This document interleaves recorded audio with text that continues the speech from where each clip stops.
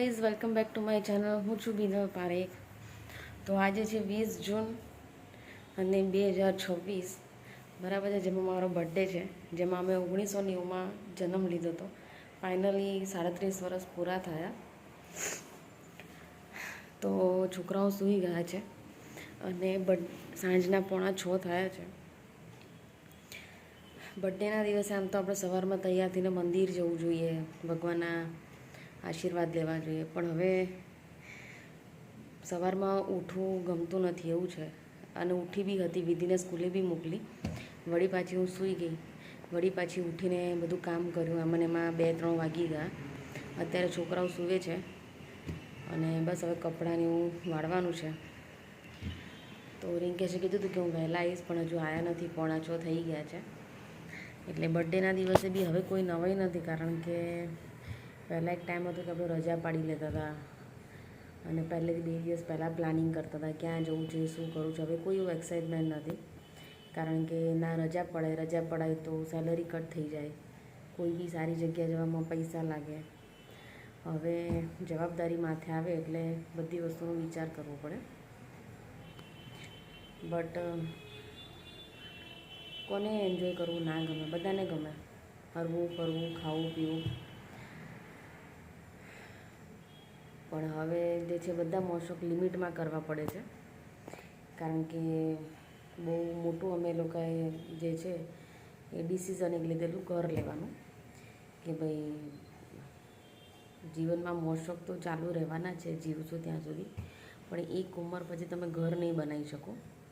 અને ઘર જ્યારે બનાવો, અને જેને બનાવ્યું હશે એને ખબર હશે કે કેટલા વિશે 100 થાય છે. એટલે અડધા ઉપર સેલરી તો આપણી EMIમાં જ જતી રહે, અને અડધું જે બચે એમાં તમારા મેડિક્લેમ હોય, છોકરાઓની ફી હોય, ઘરના બેઝિક ખર્ચા હોય. જેને મા બાપનો સપોર્ટ હોય છે, કે જેને ઘર નથી બનાવ્યું હોતું, જે ફેમિલી સાથે રહે છે, કે જેને બધું તૈયાર માલે મળી ગયું હોય છે, એ લોકોની લાઈફ આખી અલગ હોય છે. એ બધી વસ્તુ એન્જોય કરી શકે છે. બટ જેને પહેલેથી બધી શરૂઆત કરી હોય છે એને બહુ તકલીફ પડે છે. આ વિડીયો હું એટલે જ બનાવું છું, કારણ કે આવી ક્યારેય ખબર નથી કે આ બધી વસ્તુ અમારી સાથે થશે. કારણ કે અમે જે રીતના બધું પિક્ચર જોયું હતું લાઈફની અંદર, કે ભાઈ કમાઈશું ને ખાઈ પીને જલસા કરીશું, ભેગું કરીશું, પણ એમાં એટલું કશું એ રીતનું થતું નથી. કારણ કે મોંઘવારી પ્રમાણે છોકરાઓના ખર્ચા, આપણી બેઝિક જે જરૂરિયાત છે એ બધી બહુ જે કહેવાય છે જીવન જરૂરતવાળી વસ્તુ જેટલી બધી થઈ ગઈ છે ને, કે તમે એક્સ્ટ્રા તો કશું વિચારી જ નથી શકવાના. અને જો તમે આ બધી વસ્તુ ના કરો તો જ્યારે તમારી એજ પૂરી થાય, 50+ તમે જાઓ, ત્યારે તમને બધી વસ્તુ રિયલાઇઝ થાય. એ ટાઈમે તમે આ વસ્તુ કરી જ ના શકો. મારી એક ફ્રેન્ડ છે, હતી ફ્રેન્ડ મારી, તો બહુ પહેલાં વચ્ચે વાત થઈ હતી. તો એ લોકો જોઈન્ટ ફેમિલીમાં એના બેન અને બનેવી રહેતા હતા. પછી બધાના છોકરા થયા અને પછી થોડી ઘણી બબાલ ચાલુ થઈ હશે. તો હવે એમને આઈ થિંક 44 વર્ષ થયા, તો હવે એમને અલગ થવું છે, અલગ ઘર કરવું છે. હવે પ્રોબ્લેમ એ આવે છે કે એમને ક્યાંય લોન મળતી નથી, બરાબર. એક ઉંમર પછી તમે ઘર નથી બનાવી શકવાના. તો હવે એવી સિચ્યુએશન આવીને ઊભી છે કે નથી ભેગા ફાવતું, કે નથી લોન એમની પાસે હતી, કે નથી પોતાનું ઘર બનાવી શકતા. અને એમના ઘરમાં જે એમના મમ્મી પપ્પા જે ડિસિઝન લેતા હોય, કે એમના ભાઈ ભાભી જે બી ડિસિઝન લેતા હોય, એ પ્રમાણે જ એમને રહેવું પડે છે. એટલા માટે હંમેશા અમુક જે ડિસિઝન છે એ તમારે પહેલાં લઈ લેવા પડે. નો ડાઉટ સ્ટ્રગલ બહુ પડે છે, આ બધી વસ્તુ ઇઝી નથી, but we have no choice. તમારી પાસે કોઈ ચોઇસ જ નથી. તો તમારા મોશોખ બી તમારે એમ બી નથી પૂરા થવાના. તો એના કરતાં બેટર છે કે તમે કંઈક એવું ડિસિઝન લઈ લો કે તમને આગળ જતાં વાંધો ના આવે. હવે આ મારું ઘર તમને જે દેખાય છે, બરાબર, એને હજુ મારે 3 વર્ષ જ થયા છે. અને રિક્વાયરમેન્ટ મારી 1 BHKની જ હતી, કારણ કે અમે લોકો 4 જણ રહીએ છીએ, 2 છોકરાઓ અને અમે 2 જણા. એ 1 BHK લીધું હોત તો ચાલે, તો કદાચ અમે નવી ગાડી બી લઈ લીધી હોત, બરાબર છે, અને મસ્ત શાંતિથી જલસાથી રહેતા હોત, અને મસ્ત ફર્નિચરવાળું ઘર હોત. પણ પછી એવું વિચારું કે ઘર વારે ઘડે લેવાની વસ્તુ નથી, એક જ વાર લેવાની છે. અને છોકરાઓ જ્યારે મોટા થાય ત્યારે થોડી તકલીફ પડે.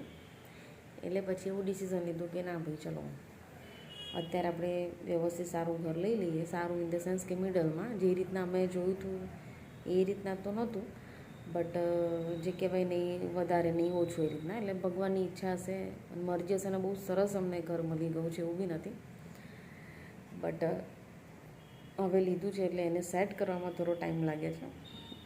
જ્યારે તમે કંઈક નવી શરૂઆત કરો ને ત્યારે તમને સ્ટાર્ટિંગમાં બહુ તકલીફ પડે. કહેવાય છે ને કે ટ્રેન બી જ્યારે સેટ કરે ને ત્યારે એને પટરી પર આવતા અને એને બધું સેટ થતાં વાર લાગે. અત્યારે મારી હાલત અને રિંકેશની હાલત એવી છે. રિંકેશને ઘણું બધું કરવું છે, એમને હરવા ફરવાનો, ખાવા પીવાનો બહુ શોખ છે, બટ મારો એમને કોઈ એવો સપોર્ટ છે નહીં ફાઇનાન્શિયલી. હું તો ઘણો ટ્રાય કરું છું કે ભાઈ મારી ઘણી ઈચ્છા છે કે હું ઘરની બહાર નીકળીને 5 રૂપિયા કમાઈને એમને સપોર્ટ કરું, પણ મને કોઈનો એવો સપોર્ટ નથી મારા ફેમિલીમાંથી કે હું એમને કંઈ મદદ કરી શકું. એટલે જ્યાં સુધી છોકરાઓ મોટા ના થાય ત્યાં સુધી તો હું એમને કોઈ સપોર્ટ નહીં કરી શકું. પછી જોઈએ ભગવાનની કેવી ઈચ્છા છે. એટલે તમે બી જો ઘર લેતા હોય, વિચારતા હોય તો બધું સમજી વિચારીને લેજો. આ મારો એક્સપિરિયન્સ તમને કહું છું, અધરવાઇઝ બધા જ દિવસ સરખા લાગશે, બરાબર. અત્યારે આજે મારો બર્થડે છે પણ મને કોઈ ખુશી નથી કોઈ વસ્તુને લઈને. એનું રીઝન એ છે કે માથા પર ટેન્શન હોય આપણને કે ભાઈ આજે અહીંયા આટલા આપવાના છે અને આવતા મહિને આટલા છે. આ બધી વસ્તુ બહુ ફેસ કરવી પડે છે, બટ કંઈ નહીં, સમય નીકળી જશે. કારણ કે બધી વસ્તુ નથી મળતી. કાં તો હું રેન્ટ ઉપર રહેતી હોઉં અને જલસા કરતી હોત અને અત્યારે હું પોતાના ઘરમાં રહું છું, તો મારા મોજ શોખમાં થોડોક મારે બ્રેક કરવો પડે છે, બીજી કોઈ પ્રોબ્લેમ નથી. બટ કંઈ નહીં, બધા સારા સમય નથી રહેતા તો ખરાબ સમય બી નથી રહેતો. ઓકે, તો આજે બર્થડે છે. બર્થડેમાં સાંજના 6 વાગી ગયા છે, હજુ નક્કી નથી શું કરવાનું છે શું નહીં. નબળી હાલત મેં તેલ નાખેલું છે, બરાબર. અને જિંદગીમાં એક વસ્તુ એવી શીખવા મળી કે છોકરાઓને પહેલેથી જ ટ્રેન કરી દેવાના કે ભાઈ તમારું જાતે જ કરવાનું છે.